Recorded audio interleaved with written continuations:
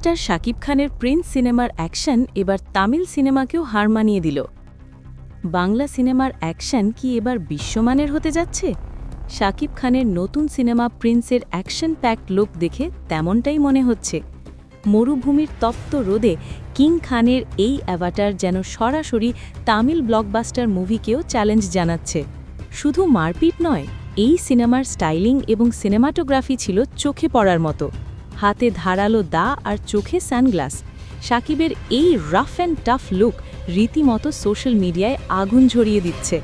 উন্নত মানের এডিটিং এবং নিখুঁত অ্যাকশন কোরিওগ্রাফি দেখে মনে হচ্ছে পরিচালক এবার কোনো ছাড় দেননি। বিশেষ করে সেই রক্তমাখা শটে শাকিবের দৃপ্ত চাহনি আর ডায়লগ ডেলিভারি প্রমাণ করে কেন তিনি ব্র্যান্ড। উন্নত মানের এডিটিং এবং নিখুঁত অ্যাকশন কোরিওগ্রাফি দেখে মনে হচ্ছে পরিচালক এবার কোনো ছাড় দেননি।